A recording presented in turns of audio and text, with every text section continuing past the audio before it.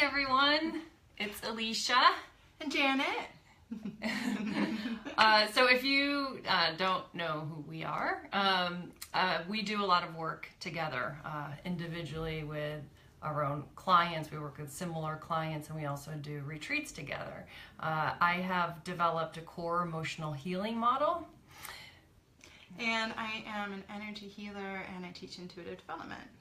So our work together is very complementary, and it's all about helping our clients come back into their bodies and process out repressed emotions, and then live more from that place of their internal guidance system and truth. So today we wanted to talk about embodiment. It's one of those words that can be confusing. Is confusing, and also a lot of people think they're embodied, and actually I see a lot of people talking about embodiment who aren't in their bodies. So yeah. So we wanted to share a little bit about what causes us to become disembodied, so to speak, because of course it is confusing because our physical body is carrying us through life. So it seems like, well, I have my body, I must be in it. But what happens is that due to pain or trauma or repressed emotions, an inability to work with those or to understand them, we sort of leave our body on an energetic level. And this starts very early in life, oftentimes. A lot of the time it can be as simple as, there was a big trend to leave your baby alone at night in a crib and have them cry it out. And what happens when that occurs is that as babies, we learn that our needs aren't going to be met, and if we're hungry, we're not going to be fed, or if our diaper's wet, it's not going to be changed. And that's a very uncomfortable feeling, and it's a very scary feeling, and our nervous system oftentimes dysregulates in those events, and chronic stress can develop, which is another form of trauma. And as this all starts to kind of snowball as we go through life, we sort of disconnect more and more and more. We become somewhat numb to our surroundings. So it can be, something that we feel is completely normal practice, but that can be traumatic. It can be deep trauma, rape, molestation, violence, emotional abuse, verbal abuse. All of that will cause disembodiment. And then on top of that, in our society, we encourage disembodiment. We encourage like the no pain, no gain type of identity that we've created on a societal level. Teaches us to not be tuned in, eating in front of the TV. There are all kinds of things we do, drinking excessively. There are all kinds of things that we do that are deemed very normal. Pushing our body beyond the limits puts us into a place where it's too painful on an emotional or physical or spiritual level to be within it. Mm-hmm. Yeah. So typically leaving the body, like Janet had said, it happens early on. The majority of people that we work with are just not in their bodies and can't listen to their bodies, what the body is trying to tell them, like emotionally, how things feel to them.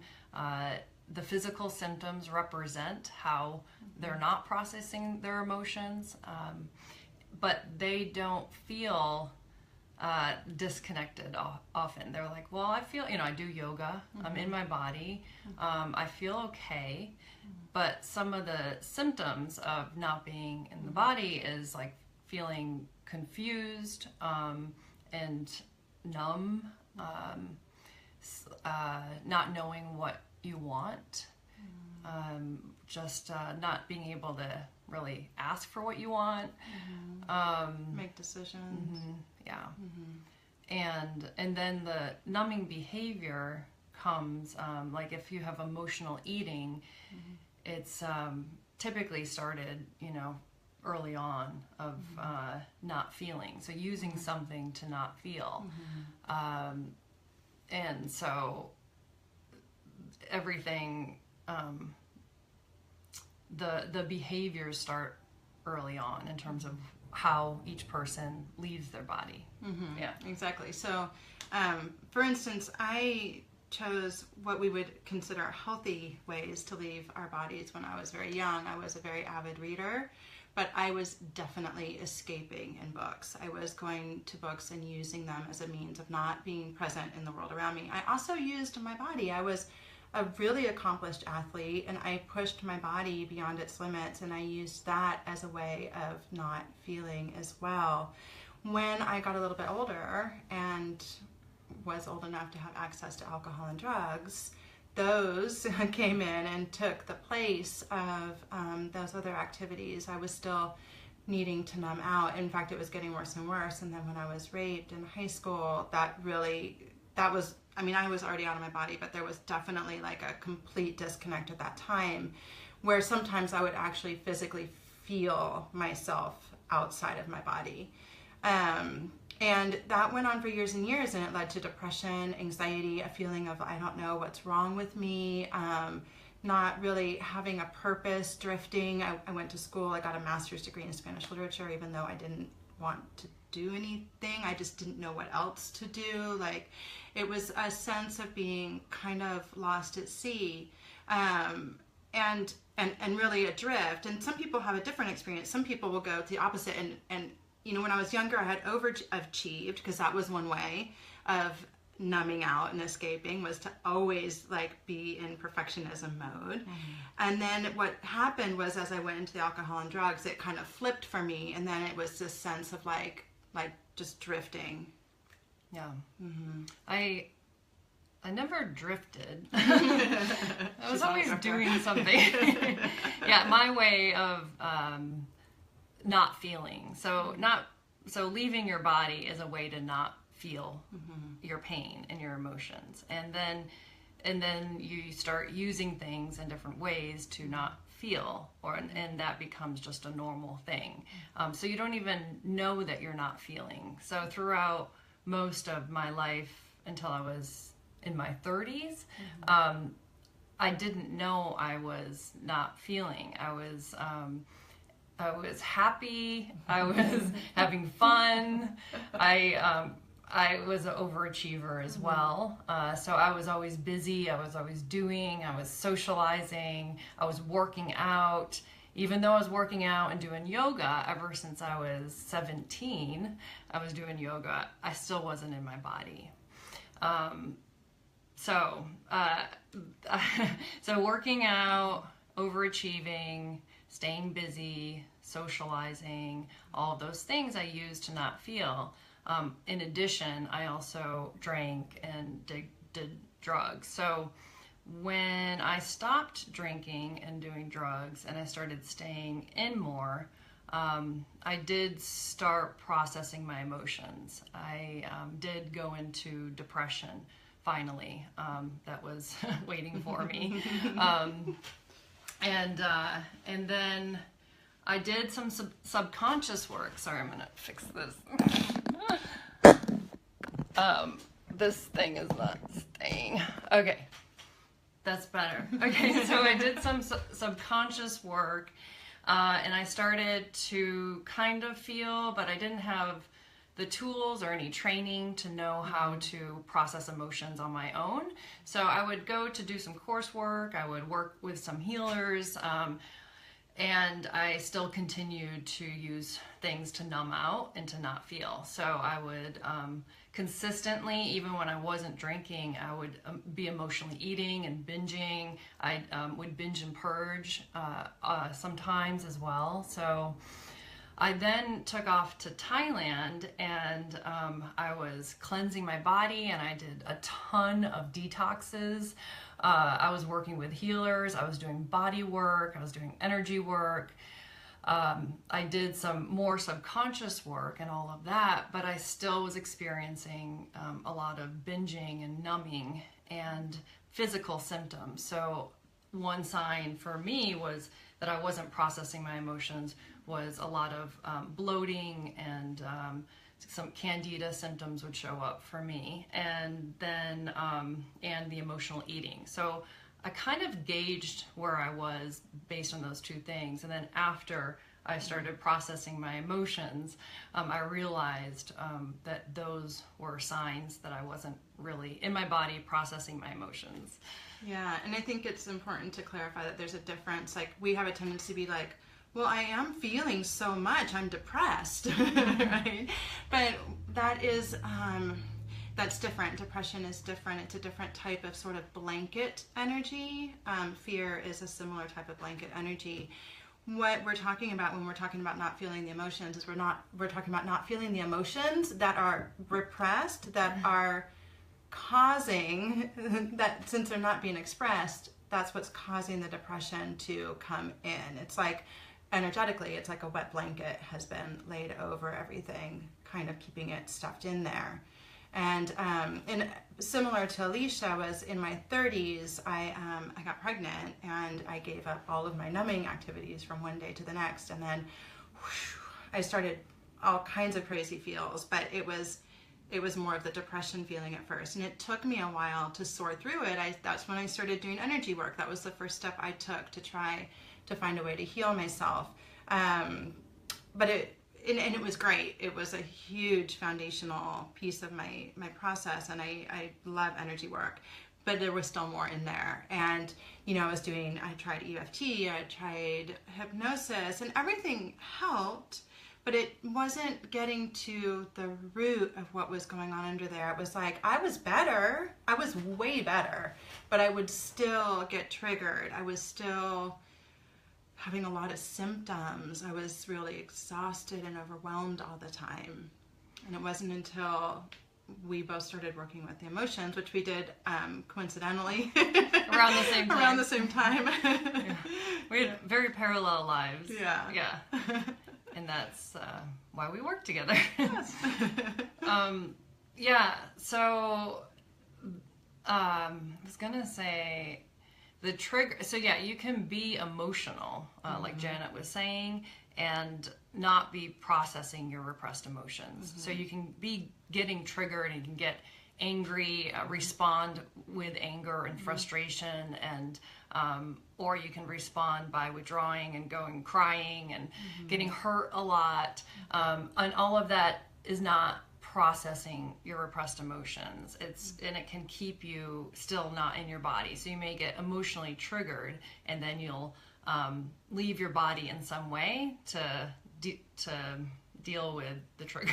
Right, exactly. So when we go into a nervous system response, like a freeze response, the freeze response originally was a way of protecting ourselves. I mean, that is what it's there for. It's there to protect ourselves, but we tend to get stuck in these patterns and these triggers. And so, for instance, if you are having what could be a very simple argument with your partner or your mate or a friend, what will happen is you can go into freeze mode and immediately kind of shut down and feel like disconnected from yourself, lack of ability to find the words that you want to express, like a sense of numbness.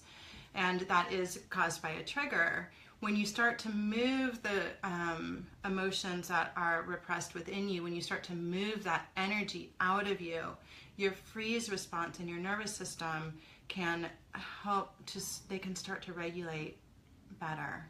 And you can start to trust yourself to be able to move through those situations that when you were younger you couldn't. Yeah. So I want to talk about the benefits of being in our body. Yes, because it can be scary to think like, oh my God, I have to feel all these emotions and I have to do all this stuff. And that's the biggest resistance, right? Yeah. Especially with anger. That was my biggest resistance anyway. I was like, I do not want to feel that stuff. It scared me. Yeah. So what most people are, so that also goes back to our society in conditioning us to always feel good.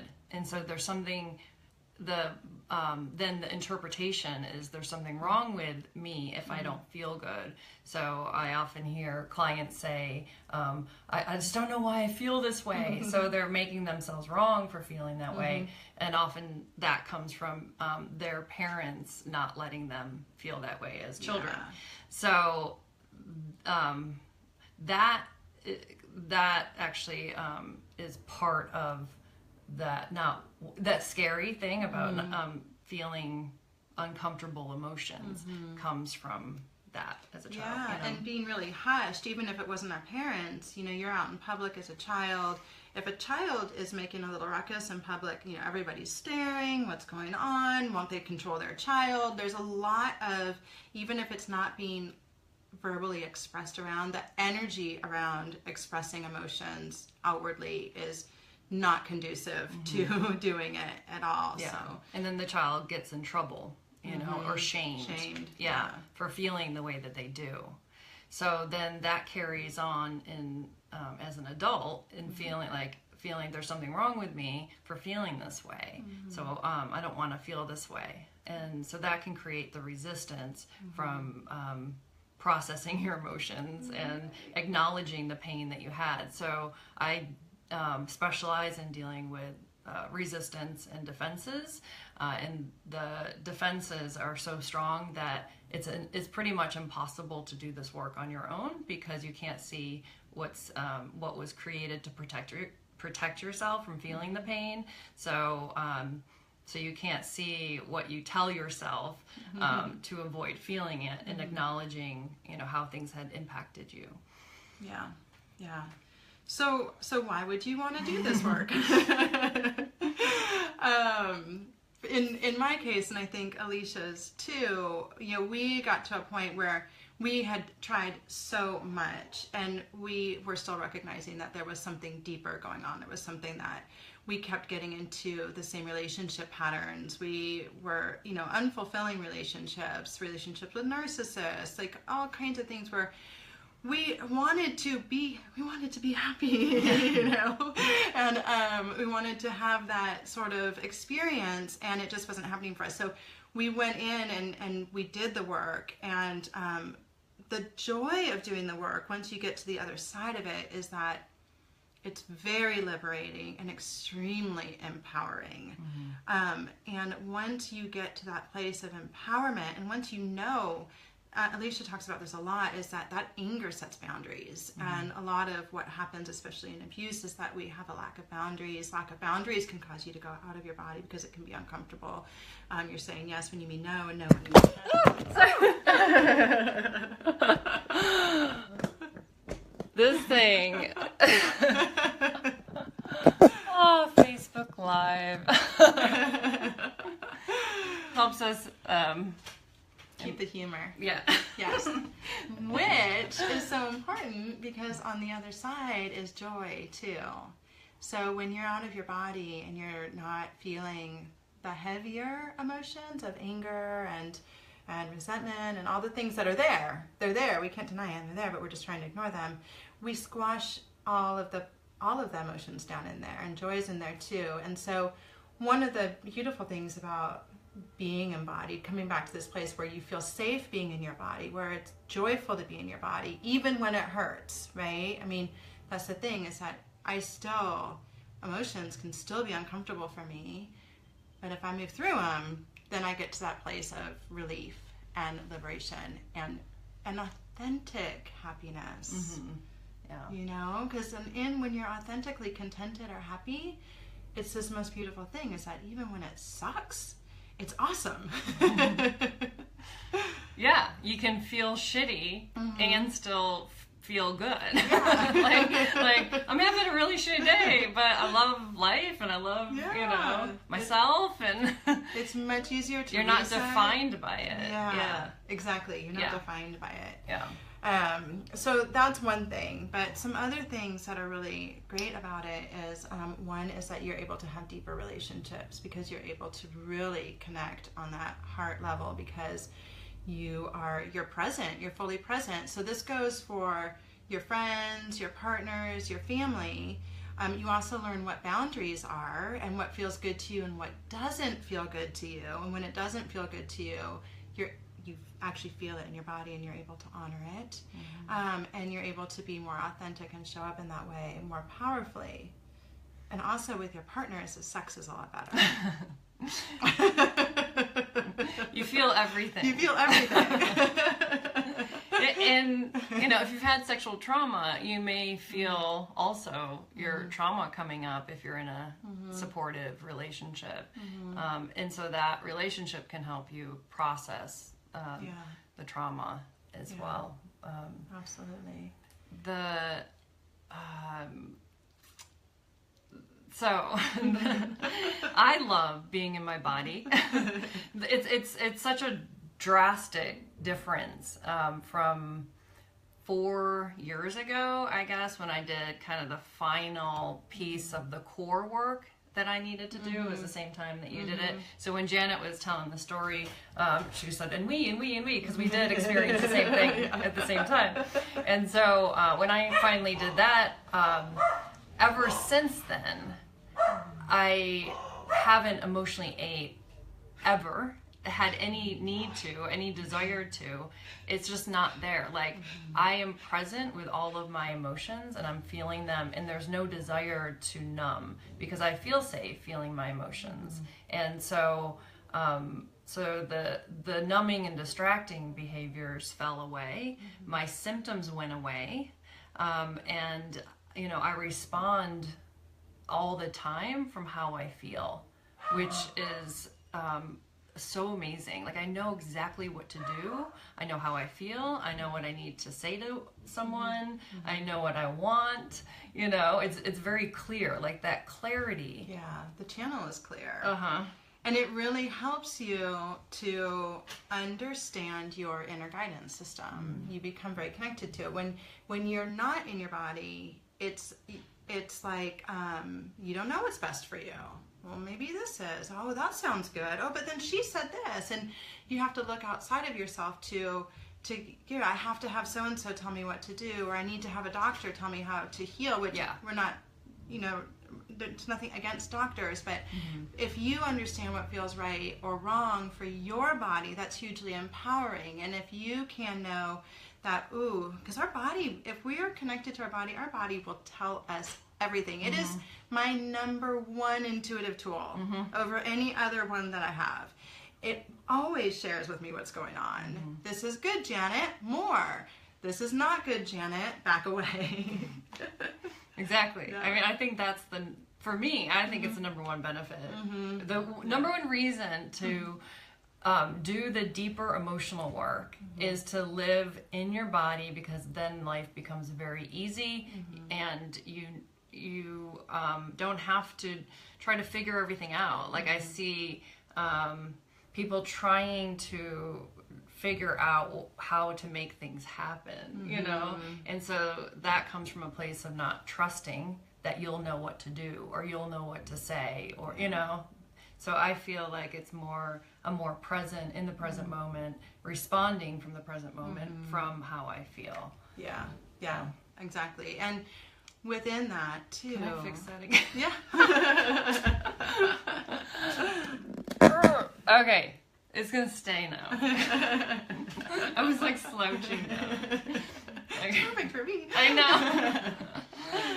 know. With that in mind too, your senses all start to wake up. And so your physical senses, like, I actually smell more now than I used to, and I taste more now than I used to. And so your physical senses get stronger, and also your psychic senses get stronger, because you are clear on what's yours and what's not yours, and you're really present to yourself. And so when that channel is clear, like Elicia said earlier, when that channel is clear, then the information comes in, and it doesn't have to move through a bunch of stuff. It doesn't have to try to get around all the anxiety and fear and anger and all this stuff. It just can like pling and drop right in.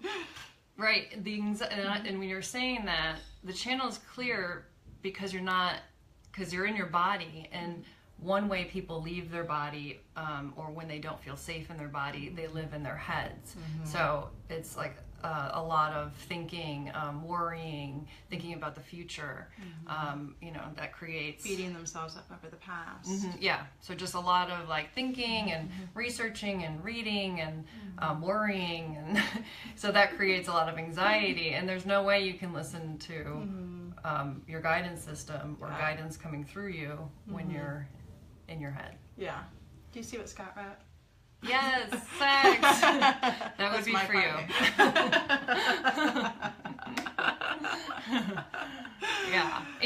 And speaking of sex, you can also feel what you want and what feels good and ask for it. Yeah. So often people are not in their bodies during sex, and they may not feel safe around something, or they may not feel connected, but they're not connected to their bodies to feel how that feels, and it can leave them, feeling weird about it. Feeling weird or shamed or dissatisfied. And it is a provocation for, and there's no judgment around sexual activity here, but engaging in any type of sexual activity that you don't really want to engage in, but you are just kind of checked out in it, and so you're not feeling the personal repercussions of what that sexual act would mean for you. Going along with things sometimes that you wouldn't. Or using sex to feel. So if you're not in your body, like I used to do that. I used to use sex to feel better, because really I didn't feel good because I was disconnected and I had a lot of pain. So just to feel some pleasure, and I think that's what drove me to binge on food and sex and alcohol and drugs and shopping. So I used to use all of those things to feel this happiness that was already inside me, but I wasn't connected to it. Right, and the paradox is that you're using all these things to try to feel, but you're numb, so you don't really feel them. Right. And then you actually feel worse. Because you weren't, because it wasn't good for you. Right. Yeah. So all of the avoidance behaviors that people use ends up creating more pain, and they're avoiding feeling something that is not really painful, but the behaviors that they use to avoid feeling what they think is painful creates more pain. Yes. Yeah, it's a catch-22 that has no end until you work with the emotions. So what does working with emotions mean? And this is, some people may think they're working with emotions through various techniques. Like I said before, I feel my emotions. Well, you may feel, you may feel your triggers, but you're not processing your the original source of the trigger. Right. And it's really hard to impossible to navigate that on your own. What was I saying about the triggers? The practices for emotion. So so that can be one thing of like, I get triggered and I'm feeling my emotions. Also, people think EFT. EFT is a wonderful tool, and it's very helpful to work on one level, but it's not processing your repressed emotions, and it can be useful if you're doing it at the same time that you're actually processing what happened to you in a way, but it's not always used that way. Other techniques that people may use. Hypnotherapy would be one. Energy healing, even. I mean, energy healing does not, in and of itself, typically bring you back into the body. I do work with that specifically with my clients who need it and have other tools, but I still refer to Elicia when there's repressed emotions I need to process too, because there's no real way around that. It's like the thing you can't get around. Yeah.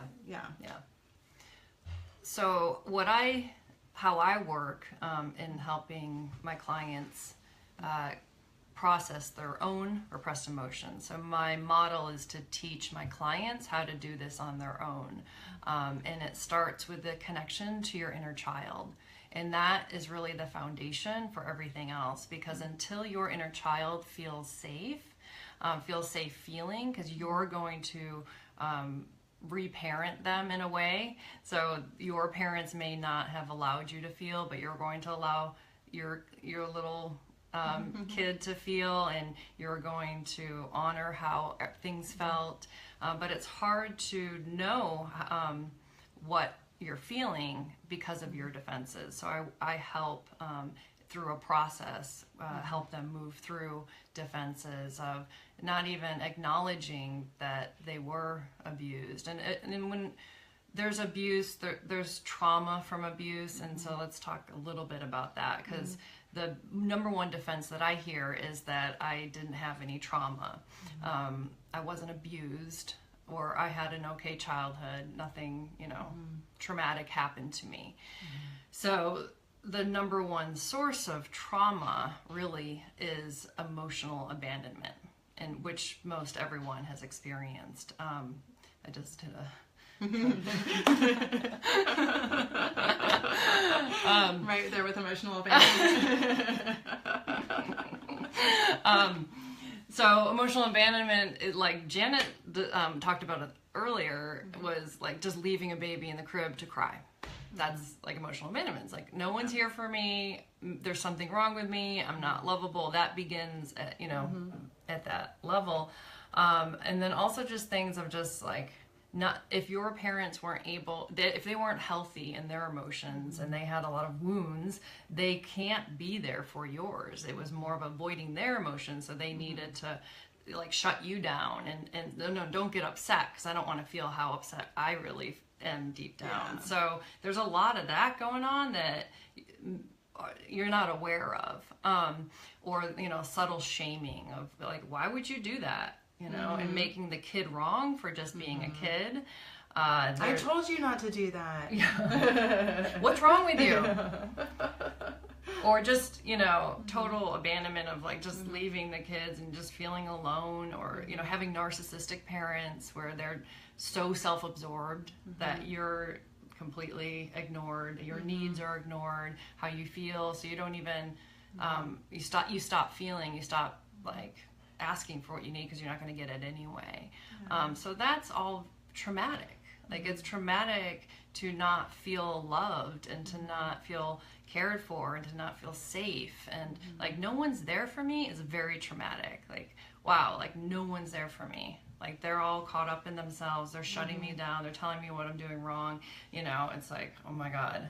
And then you're frozen in all of those emotions, and then it creates all of those behaviors that we talked about until you connect to your inner child and acknowledge, like, oh my God, that was wrong. You're not wrong. There's nothing wrong with you, So the inner child work can be very tricky, and this is why, we lead people through it on our retreats. In Costa Rica, we have one coming up in 2 weeks, 2 weeks from tomorrow. And then I have a 60-day online group program, and the group work is the most powerful way to move through this, because it's so tricky, and you can't see, there's so much hidden, and so as someone's sharing, then you start to connect on a deeper level to stuff you're not aware of, and then as we reveal things that they're not aware of, everyone else gets to benefit as well. In addition, the group work, why it's so effective is because it creates the environment. Janet and I create a very safe environment because we've already done our work. So we're coming from a place where we can hold the space, the energy, the emotions with compassion. We've already experienced it. There's nothing wrong. There's no judgment. Pouring tons of love into the space. So the space that's created is the environment that they really needed as a child. So then the child feels loved and supported and heard and seen, which is what ultimately heals the shame. Yes. Yeah. Exactly. Yeah. So, and I'm just seeing Tyler's question here. Yeah, you can watch it later, honey. It's recorded. You'll see it drop a few times. It's about like we like showing that life does things out of our control, and it's not about being perfect, and and it's not happening to us. Things happen. It doesn't mean there's anything wrong. Yeah, we can have fun with it. Now but I used to take it very personally. Oh my God. And then stress out the rest of the day. Oh my God, we just ruined the video. It's not perfect. We got to do it over. Yeah, Facebook Live will cure you. Facebook Live cures perfectionism. Yes. So yeah, and so we work together a lot. We do the retreats together, which are so powerful, incorporating both of what we're both really good at, and then some of how my work is complementary of Elicia's is that in my sessions and in general, I'm able, one of my intuitive gifts, and I would have thought this was so strange, or I thought it was so strange when it was coming up, and I see so clearly now why I have this gift, but I can like psychically see where this all starts in your system. I can see where the trauma is, how it's showing up, what those patterns are, what the beliefs are, which emotions are repressed, where they're sitting in the body.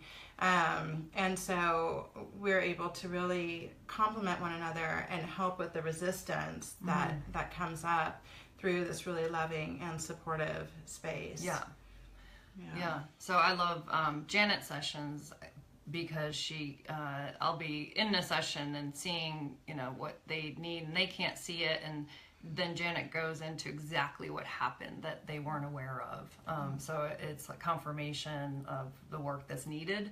And I love working with physical symptoms too, and like using the books, and it all works together. So like your physical symptoms message is showing up, and it confirms all of the stuff that we were already talking about with them. So it helps them like see the importance of doing this type of work, and it brings the power more into their hands and not feeling victimized by the symptoms. It's like, oh, I understand why the symptoms are now. I understand what I didn't get, how it impacted my body, and why the physical symptoms showing up, and it just makes it more empowering.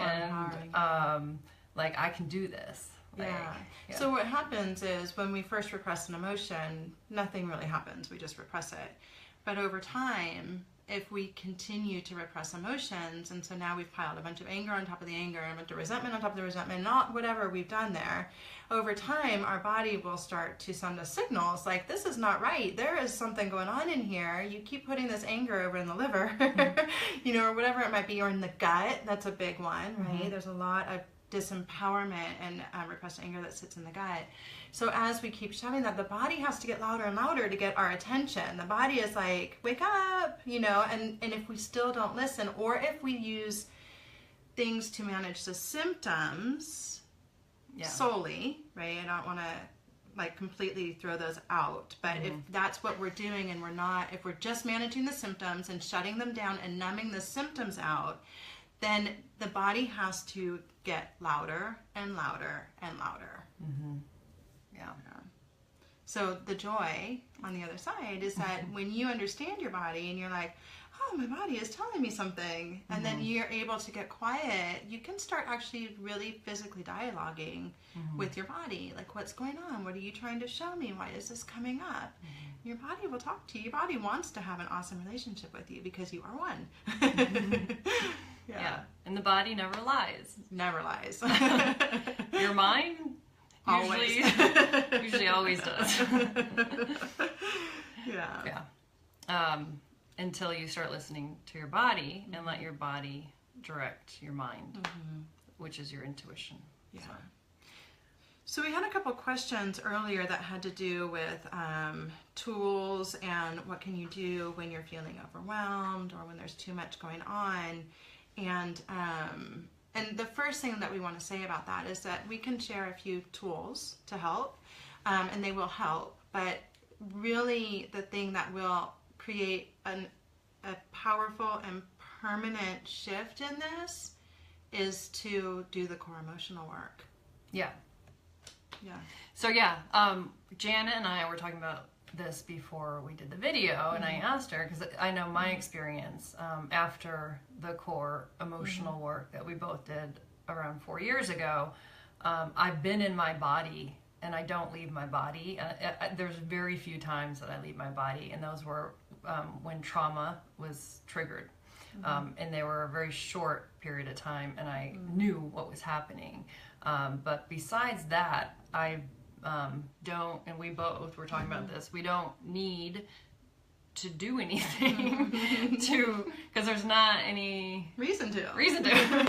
Like there's no reason to protect ourselves from crowds anymore and in the environment and being busy and things like that, because we're responding from our emotions and how we feel. So like self-care becomes super easy. Yeah. Like I know exactly how I feel, what I need, when I need to take a break, what I want to eat, what tastes good, you know, when I'm full,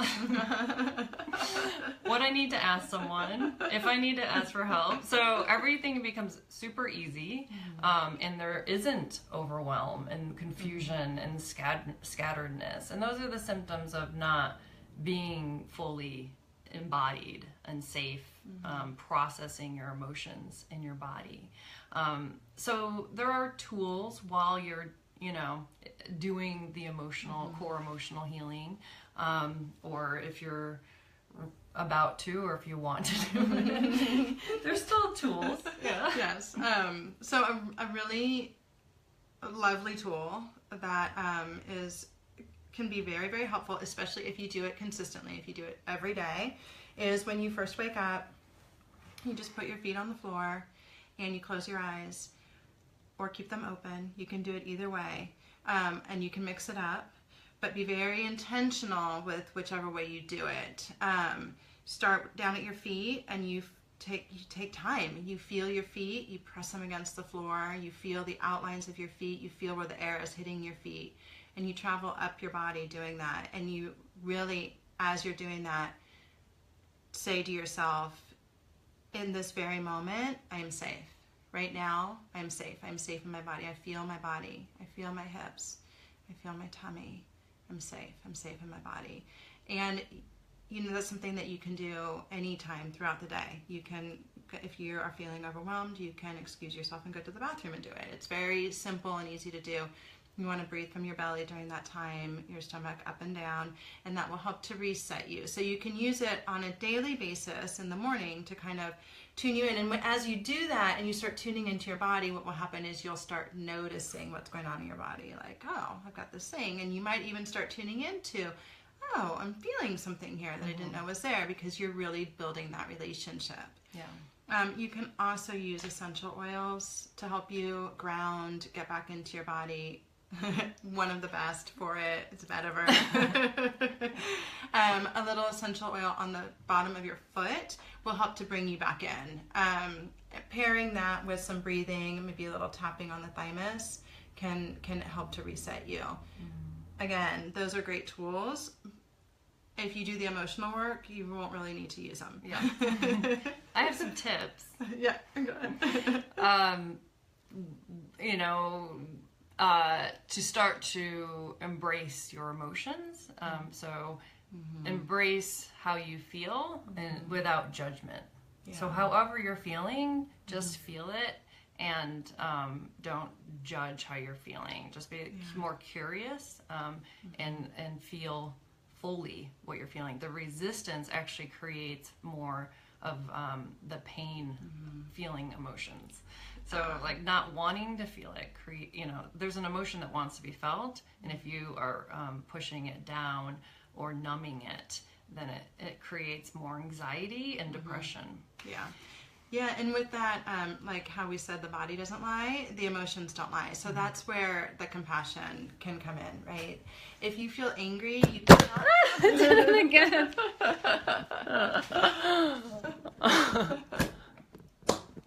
Okay. Yeah. Oh my gosh. I'm going to hold it.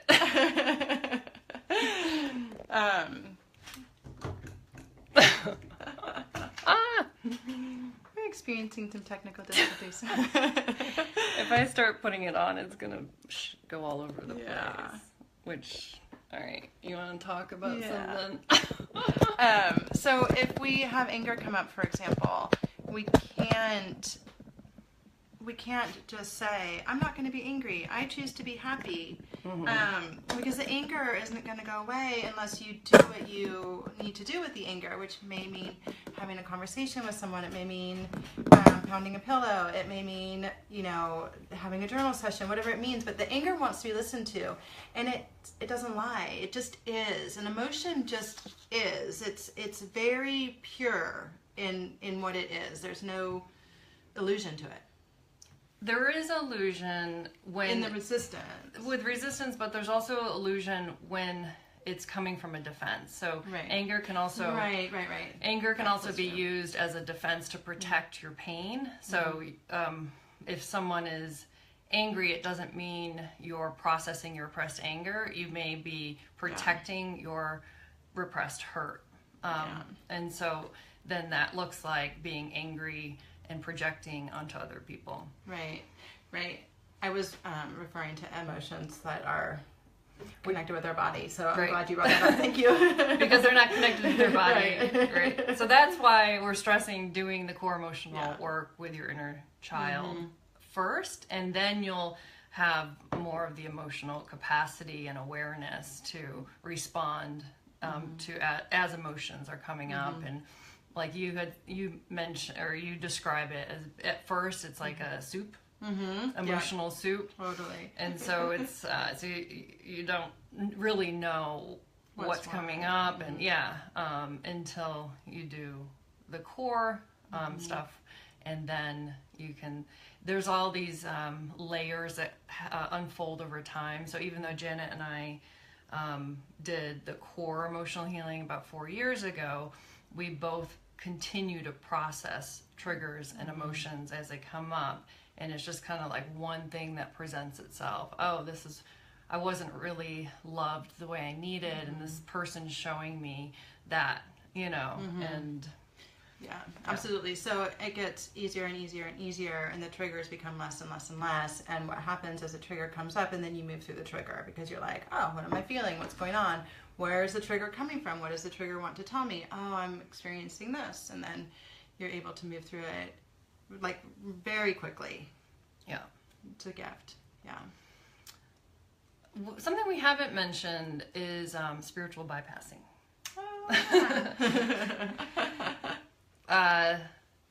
So that's another way that is another defense actually of how to stay out of your body. So we talked about other ways that we used, and I'm sure we used that as well at different times. But I see there's a common spiritual practice of forgiveness, of jumping to forgiveness, like unconditionally loving everyone and seeing with compassion why they do what they do and forgiving them. And so what that does is it skips over how you felt with whatever happened with them. So those feelings are still in your body, and that keeps you from feeling them, like forgiving them and saying, oh, I understand why they did what they did. They had it worse than me. And that's a common defense, which is also spiritual. Another thing of spiritual bypassing is living in the light and love and always feeling good and everything's always positive, and just meditating. And meditation can be a great way to leave your body and to stay dissociated. So so I always suggest that when you at the end of, because meditating is also an amazing tool, but to come back into your body at the end of the meditation, like to bring yourself back, do the exercise that I shared a few minutes ago, of where you really feel yourself grounding back into your body and breathing and reconnecting. Meditation is so much easier after you do the core emotional work, because you're in your head because you don't feel safe in your body. So that's what creates all those thoughts, of worrying or thinking about things and things like that. And so those typically aren't there. It makes meditation very easy, of just like letting whatever come up, because you feel you're in your body and meditation can be a body meditation. Absolutely. Yeah, I do a lot. I mix all of my meditations up, and I love doing body meditations. What's going on in my body? What is this thing over here? And what am I feeling? And just having that, I don't know, it's really lovely. Yeah, it's really lovely. I wanted to say, too, about forgiveness, because we're certainly not suggesting that you shouldn't forgive people. I don't think you sounded that way, but it's just noting the difference between rationalizing forgiveness versus authentically feeling forgiveness. Yes. Like really getting to the forgiveness, because what's happened for me is that every time I've worked with the core emotions, I've gotten to a very real and authentic place of forgiveness that is completely different than what I even thought forgiveness could be. Mm-hmm. Exactly. Yeah. Forgiveness is a natural result. Mm-hmm. It's not something you even have to make an effort doing. Right, exactly. Exactly. Yeah. And so, and when it's not to be rushed. It's okay if you can't forgive someone right now, because you still have a lot of pain that you need to feel and work out first. And that is in its own time. So it's not up to you of how, when you don't rush, forgiveness, basically. Right. And give yourself time. Give yourself space from people for you to heal. Because your relationship will be amazing afterwards. Yeah. You won't have pain. You won't be reacting from the pain and projecting it onto them. And you can be present and more open-hearted and experience the gifts from the pain. So that's the other thing is forgiveness for me was also seeing what they gave me through the experience. So it was, forgive you and thank you. Thank you for helping me, get my power back and stop abusing myself or whatever I was doing. But was there another question? I think we covered it all. Let me see.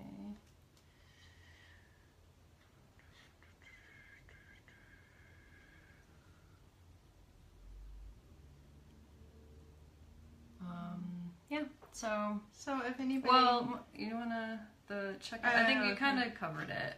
Yeah, okay, so one of the questions was what to do when we're in the thick of it. And so in the thick of it, when you're feeling triggered, because that's typically a triggering situation, overwhelm, however you can, if it's possible to give yourself a brief timeout, even if it's just 30 seconds, to sort of pause. What happens when we go into overwhelm and anxiety and triggers is our energy all shoots up, right? So energetically, and that causes us to get even more imbalanced. And so you want to bring your breath back down into your belly. Not necessarily deep breathing, because a deep breath from that state can trigger a nervous system response. So just allowing your breathing to kind of start regulating itself, slowing down from your belly, tapping your thymus, keeping a little lavender oil with you. Those things can be really helpful. I mean, again, if you can get to, even if you're at the grocery store, if you really need a moment, and even if you're with your kids, go to the bathroom and just get away from the overstimulus that's around you so that you can drop back into your body. Breathe, feel your feet on the floor, put your hand on a cool wall. That can help to bring you back into your body. Hugging yourself can help to bring you back into your body. Just give yourself a nice bear hug and some good love. If you're with a partner, that can be very grounding to have your partner wrap you up in his or her arms. So there's some different things that can, the point is to get back in your body. So whatever. Yeah, putting your feet on the ground, like your bare feet on the ground, can help ground you. Yeah. And then when you get away from whatever the madness was, do something to have a bigger reset, whether that's walking outdoors in nature, putting your bare feet on Mother Earth, taking an Epsom salt bath, whatever it is, to give yourself some love and help the nervous system to continue to calm down. Yeah. And then ask yourself what happened, right. What was triggered. Maybe there was something that you needed that you didn't ask or you took on too much. Or so there's things to explore. Yeah. So I think that covers it. Yeah.